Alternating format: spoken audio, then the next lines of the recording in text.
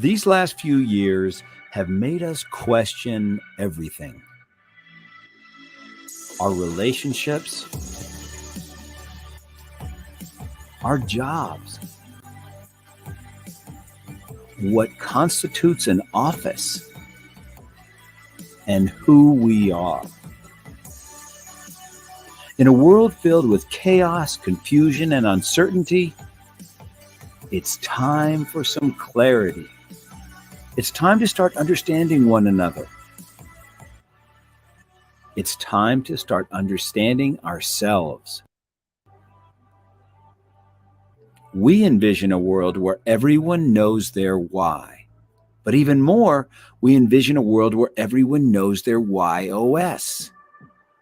Their why, their how, and their what. The operating system that drives you, that lets the world know where you stand, what your unique gift is, and most importantly, who you are. WHY.os. Are you ready?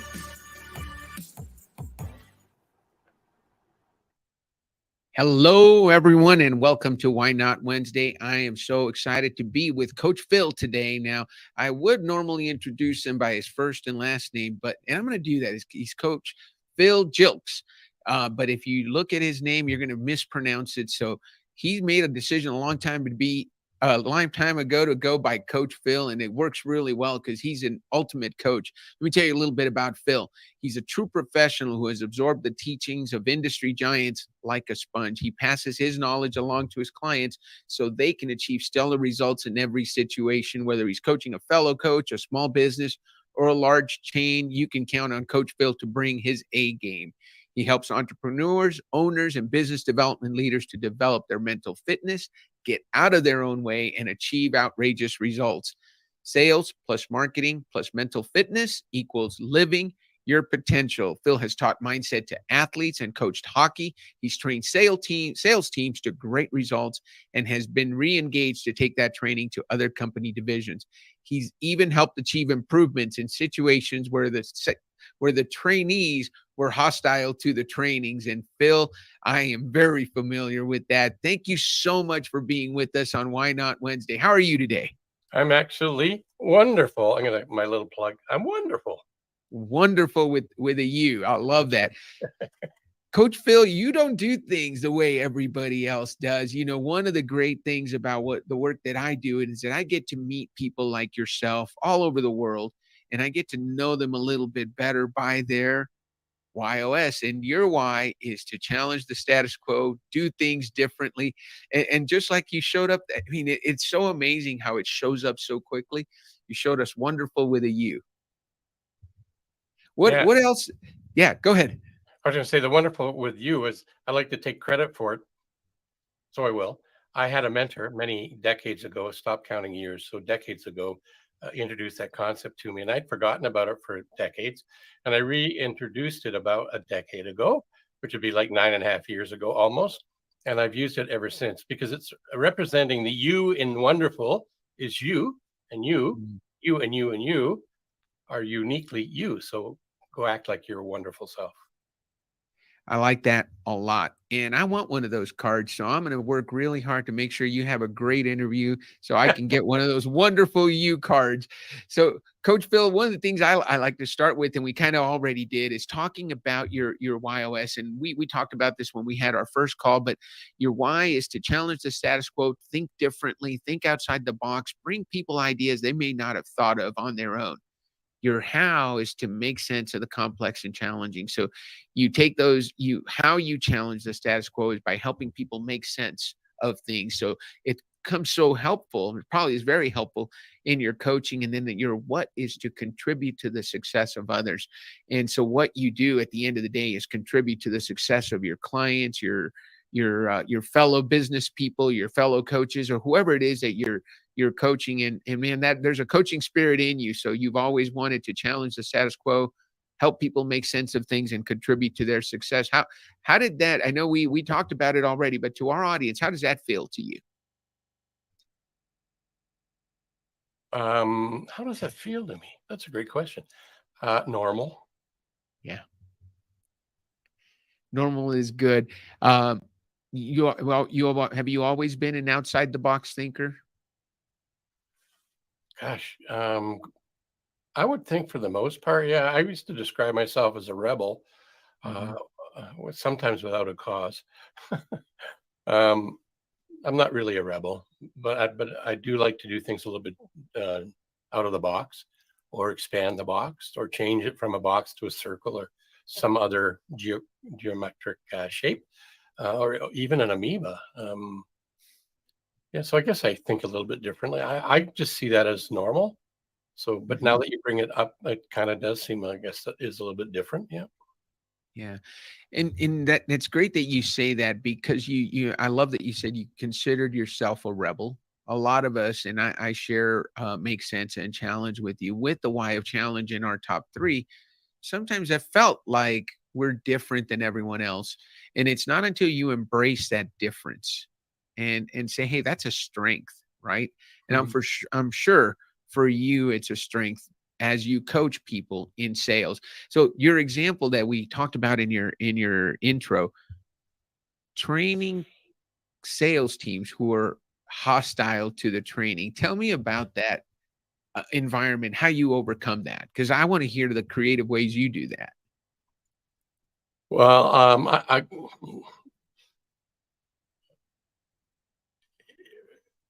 I was told by the business owner that there was be some hostile individuals, and they had brought in somebody to be a support team and mechanism for me. And I realized I don't need somebody sitting in the audience to help me. All I just need to do is build rapport, ask questions, and find out about the people in the room and encourage them to participate. And as a result of doing that, listening to them, asking questions, asking questions to get to a deeper understanding what was important to them, and why their arms were crossed. Sometimes they weren't crossed, but that's one way it shows up if we have crossed arms. Right. As a result of that, at the end of it, I don't have it in front of me here, but to paraphrase it, that particular incident happened about 6 or 7 years ago, and as a result of that, they were really appreciative of the impact that the training had on them, both personally and professionally. So I think it's really just by asking questions and listening. About 2 or 3 weeks ago, I came across something that you would think would be normal and we should all pay attention to it. It's automatic. I'm always looking at ways to make myself a little bit better, not like triple bases are loaded and you get a grand slam home run. We don't have to make changes like that.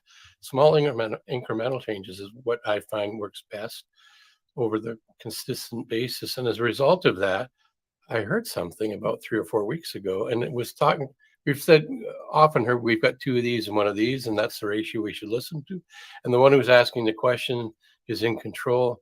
What I heard that differentiates all of that, supports it, but differently, is the one who's listening is in control. So when you listen to what people are saying, I mean, really listen, being present with them, then you are able to move from a hostile, arms crossed, maybe um, individual to somebody who's more open, like a parachute. When you jump out of a plane, you want it to be open, so it's more effective. And as a result of that, got a thank you card for one particular individual in that training about how it was life changing.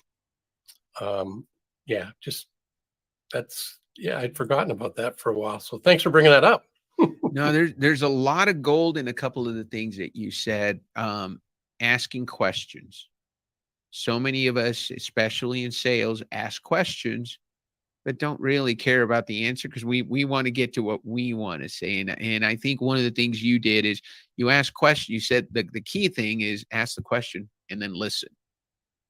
And then you listened to the point where you had somebody who had their arms crossed sent you a thank you card afterward. That's a transformation, and the transformation happens, I believe, when you actually pay attention to the people that you're asking the questions of. Mhm. Now, this didn't happen overnight. This happened over a weekend. It was a weekend training, Friday through Sunday. It was reasonably intense, not crazy intense, but they had to give up their social life and their free time to do this. And so it did take, more than an hour or two. It was a few days in a row. Phil, I read this in the introduction to Coach Phil. I got to remember that. It's Coach Phil. So, Coach Phil, I like formulas. You said sales plus marketing plus mental fitness equals living your potential. How do you, if people are working with Coach Phil, do you apply that formula? What makes that formula up, and how did you come up with it? Well, the mindset part of it, mental fitness, has Mhm. always been part of my journey. Gosh, decades ago when I first stumbled into people like Brian Tracy and Val Vanderwall talked about it's this thing here. If we change this, everything else will change. And so I've been a student of that in a life's journey. I don't have any doctorates or degrees in any of this. It's just a street smart degree and I'm working on my master's, by the way. And I heard that you never get a piece of paper on the master's that I'm working on because it's not associated to a school, it's associated to life. And as a result of it, the lessons and things that I pick up along the way from people like you and others add to the formula. So a better way to have that mental fitness would be as the foundational piece, sales and marketing on top of that, because without a sale, nothing happens. Whether we're selling the idea of going for ice cream or negotiating an opportunity to help make a business more profitable or to move people to a cause that speaks to them, whatever that might be. Mental fitness is the foundation to it, I believe, because it all starts there. If you change, as Zig Ziglar used to say, how did he say that? The stinking thinking. So stop your stinking thinking and Mhm. and look at life with possibilities. Napoleon Hill talked about that. It's looking at your ideal end result, that kind of thing. And when we do that, that's the mental fitness side of it. More than just mindset, there's a way to control this, to quiet down the saboteurs in there, because we have 10 of them, a judge and 9 supporting casts. And if we can help people identify what they are, from 0 to 8, they served us well. But now, after that period of time, there's another way of living and thinking. And if we live in a state of mind of ease and flow and stop being like the fly that lives in your house, sneaks in, doesn't pay rent, and is trying to escape through this big piece of glass, your windows, and it's buzzing up against it, bashing into the window, it's too small. It doesn't have the critical mass to break the window. So doing things harder isn't the way. Doing things with concentrated effort is more likely to be successful. Just ask the fly that's sitting on your windowsill right now today. Hard I isn't. love that fly example. I've heard it before, but I like the way you talk about it. It's not about doing it harder. It's maybe sometimes it's doing it smarter or doing it different, right? Yeah. Activity, and when I talked to a coach recently, activity does not necessarily mean productivity. You can No, sit there and bang your head against the window a lot well, and be very busy. yeah, we actually have 3 minds, 3 sections. We don't really, but we do. For what I'm going to tell you, we have a conscious mind, subconscious mind, and a creative subconscious mind. And the creative subconscious mind's job is to maintain our sanity. In other words, our isness, how we see ourselves to be. And when we deviate from that, it brings us back to our comfort zone into how we see ourselves. So if we have an addiction that's not serving, well, it is serving us. That's why I have the addiction. But if we're not living life the way we'd like to, and we're wishing that we could have a better life, then our creative subconscious mind is doing its job, keeping us stuck in our isness. But when we get a big enough goal and aspiration that we want to grow into, then the creative juices get turned on and we find ways to solve the problem, the new problem that we've created, that turns it into a challenge and an opportunity versus a problem that holds us stuck in the mindset that we had, that we're not worthy, we're too small, we're too old, we're too whatever the excuses is. Our saboteurs, minds, that inner critic talks us or attempts to talk us out of what we're doing. And what you reminded me about is I remember reading a book by a doctor out of the Pacific Northwest, and he was talking about this same sort of thing, and he gave an example of somebody who was in hospital because of obesity, and they had some surgery to deal with that, and they knew that they needed to put them on a treadmill to get them active and get the physicality going. And he knew that if he told them about that, they wouldn't do it. So he suggested it. He said, "Have you ever seen a treadmill?" "Yes, I have." "Would you be able to just go stand beside it or on it?" And anyway, what ended up happening is they stood on it, and because they kept under the amygdala, the thing that does the fight and flight mechanism for us, it didn't wake it up. This particular individual, this patient, started walking on it, and as a result of that, did what they needed to do without having the creative subconscious mind stop doing it. He said also that a lot of people will do things that are comfortable to do, and they feel like they're doing a lot of great things, like they're turning on the endorphins, dopamine's happening because they're doing stuff. They've got this busyness. He spelled it BUSYNESS, but they're not doing the things that would take them to what they aspire to be, because those are out of their comfort zone. So they're being hijacked by their saboteurs that are keeping them stuck in their isness, as I mentioned before, and in this state of busyness instead of effectiveness. So he was an amazing doctor as well. Busyness versus effectiveness. I love that. Coach Phil, you talked we talked earlier in your introduction about the clients you work with. So it's entrepreneurs, owners, and business development leaders. We always ask, who's your ideal client? What kind of problems do you just say, man, I'm so glad you came to me because I can help you? Right? So then, not the ideal client, the ideal problem that they bring you. Well, I think this will answer that. You tell me if it does or not. So what I discovered in my journey is that I want to stop underliving and grow into my potential. So what I'm looking for is individuals in the space you talked about, sellers, leaders, business owners, entrepreneurs, where they know that there's more for them to achieve, but they seem to be stuck in one way, shape, or form. And they're looking for a way to stop underliving and grow into their own potential. That's what I'm looking for. People are open to being comfortable, being uncomfortable, knowing that that's kind of what it takes to get to where they want to get to, and aren't afraid of doing the work and putting in the effort. And again, going back to like the parachute, they're open-minded to it. They may not like everything we talked about, but they're willing to give it a try. They're not cynics. They can be skeptical. That's totally okay. And then go out and try what we're going to talk about and what we're going to work on. And they want to grow. They're not just not having lip service towards it. They really are inspired to take action. They just want somebody to confide in, to help them be accountable, those kind of things. And maybe some ideas and strategies, tactics that would support where they're trying to get to. That's kind of what I'm looking for.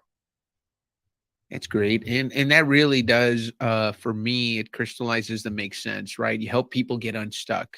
And you said underliving. And that's a great word, getting people to live to their full potential. You coach some sports too. So Coach Phil, I'm about to start cross-country season with my 11-year-old daughter. What's one of the things you said just now, that in cross-country, one of the hardest things to do is get those athletes to get comfortable being uncomfortable, pushing themselves to that limit where your lungs are burning.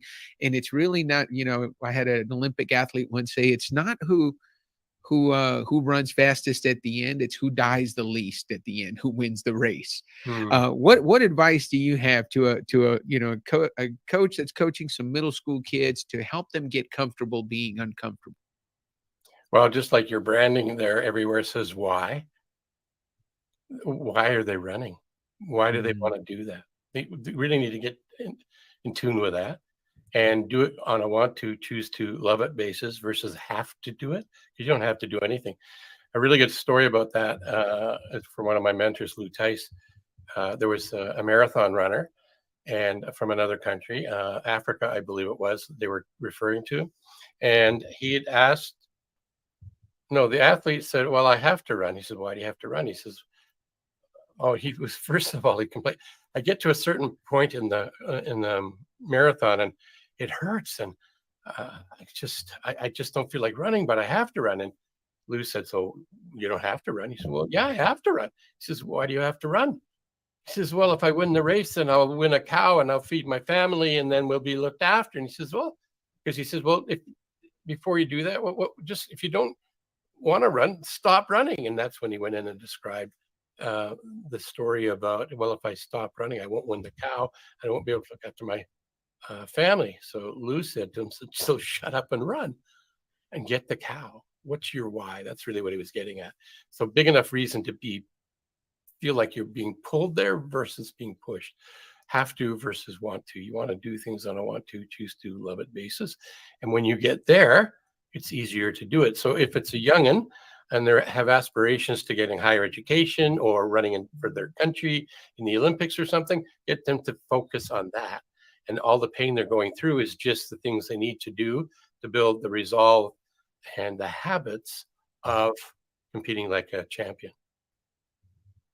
I have a quote that I read recently. I'm going to run by you, Coach Phil. And it's actually the thought for the day that I read somewhere. It says, which athlete would you bet on? Number one, a 1 in a million talent who habitually falters when confronted by self-doubt, but they're supremely talented. Or number two, a far more modestly gifted performer, but one who could buckle up each day no matter what emotional headwinds he or she was facing and keep grinding. Which one do you want to coach? Number two, and you took me back to when I think about the last organized coaching I did with athletes as their coach was hockey. And we were working with elite girls, 15 to 18 years old. And we had 3 teams at the time that we drafted out of a pool of 120. So some of the girls never made either one of the teams. And the rest of them were split up in the 3. And we had some of the best and some of the media and some of the, less talented. And what we found was it didn't matter to us, the team that I was with and the other coaches. We had a mindset that if you coach kids in a way that they want to be part of something bigger, then leverage your talented individuals to be leaders on the team and elevate the others. And if they're working together as a cohesive unit, there's more fun, more reward, and more opportunity. So that's why I picked number 2. I didn't even have to think about it. There's a story about the hare and the tortoise. Who won the race? The tortoise. And something I just found out recently, talking about being a sponge and looking for content, I didn't know the lifespan of a rabbit, if they don't get eaten, is 2 years. I didn't know that. Tortoises are 100. Mm-hmm. Who would you listen to? Who would you hang out with? The hare, like you're talking about, or the tortoise? Well, I think the tortoise is the wise one. I might have figured that out some years back, probably inadvertently, not near as eloquently as you just put it. I remember I used to tell the kids, hard work beats talent when talent doesn't work hard. I like that. I would take it to the other thing. I'm going to go back to the fly who was trying to hard to get out. Mm-hmm. People that play with heart or show up with heart will have more success than ones that just do it on raw talent. So true. And we see it all the time. Successful, brilliant athletes, brilliant performers who just never live up to their potential because it comes to them so easily. Yeah. There was I forget the name of his hockey player. He's from Sweden, an NHL hockey player, played in Calgary. And they did a raw talent. And man, he was amazing. You could pick a spot on the crossbar on the net and ask him to hit it, and he hit it. But when it came to winning in the big moments, he didn't have the tenacity. He didn't have the will to win.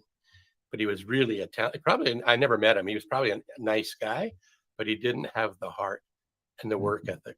Because you still have to work. It doesn't have to be hard, but it has to be effort, constant effort.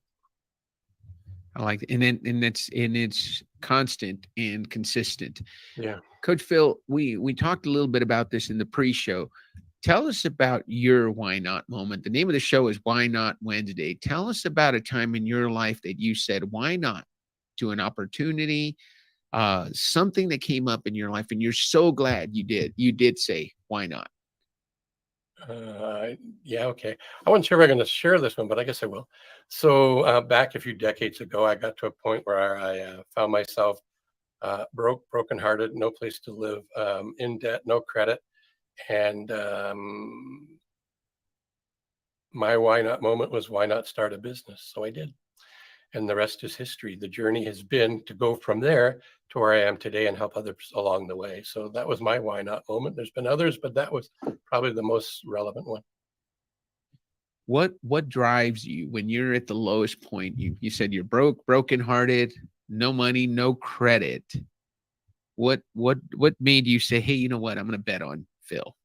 Well, I'm better than the situations. My past does not make my future unless I choose to allow it to leverage it. So one of the things I do on a regular basis, and I work with my clients to do as well, is develop a causative power, is the way it was explained to me. The psychological phraseology is self-efficacy. And that's just the other side of self-esteem. So if we have good high self-esteem and high self-efficacy, we can get more stuff done. And there was a doctor, Albert Bandura, who was a father of self-efficacy. He said we go through our successes way too lightly and way too quickly. We take ourselves for granted. So I listened to what he was talking about, and I no longer do that.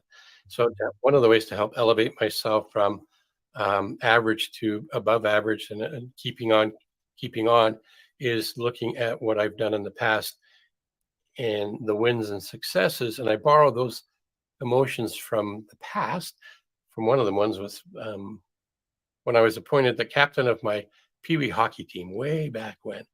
And that's starting to lose its spark and emotional drive, but it still has some. So it's still part of my narrative when I look back of how do I turn the seemingly extraordinary into the new ordinary?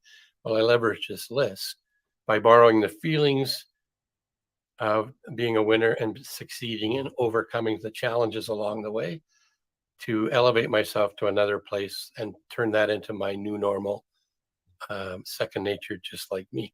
And I share that methodology with all the people I work with. So the clients that I have, well, I got one of them that's living in Mexico. And as we started working together, she was a single mom, still is, 3 kids, still has them, and had an accounting practice and didn't like winters. And so she wanted to be able to raise her family, grow her accounting practice away from the winter temperatures that we have sometimes in Canada. And so she had this wishy-washy, you wouldn't dare to say it was a goal, but kind of this wishy-washy dream. So, and working with her, we realized it was more to her than a wishy-washy dream. So we got her to think about what would it be like if she turned it into a goal. So the long or the short of it, 8 months later of working together, she was living out of the cold temperatures of our country for half of the time, growing her practice, increasing her revenue, getting rid of the clients that didn't resonate with her and finding more clients that did. And as a result of that, she's living there full time, raising her kids. And she's taught the 100 Success List approach to building efficacy to her kids. So that's kind of cool, don't you think? I like that, and there's so much, we're probably going to have you back on, Coach Phil, because I like the way your purpose, when we looked at your purpose, you want to impact the world first through your clients. And as you just shared, through their families, then their employees, their companies, their communities, their regions, their countries, and then the world. But it starts at home. You start with your client and then their families. And what a great example, because you went full circle, right? You started with a dream, which then became a goal, which then she realized. And now going right back to, at the end, she's teaching them the same lessons. Let's do this, because when I had my first conversation with you, you introduced me to the difference between congratulations and thank you. And you went back to a TV show, The Price is Right. Tell us the difference between congratulations and thank you. And then maybe we can get into C-TAPs really quick. Yeah. So my take on that is Bob Barker is where I got this idea from. And if you were watch the show, The Price is Right, when he was on and hosting it, uh, they would say, "Congratulations, you're the next contestant on The Price is Right," congratulating them. It's about them being winners. And so all of the four guests show up at that panel, and then you get to bid on the game. And then if you get up there, congratulations, you coming up on the stage to play this game. And then you're feeling like a winner.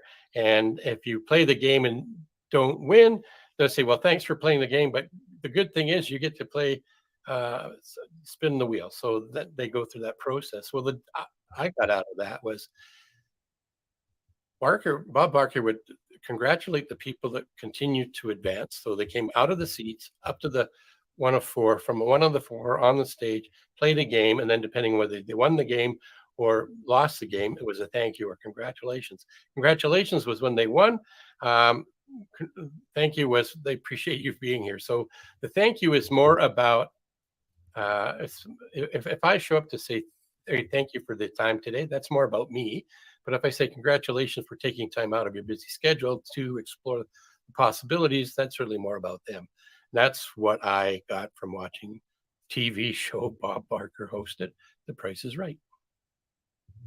Thank you so much. That is a great example. Coach Phil, I have so many more questions I want to ask you. I'm going to have you back on a show number 2. But for now, what do you say we end the show on that note?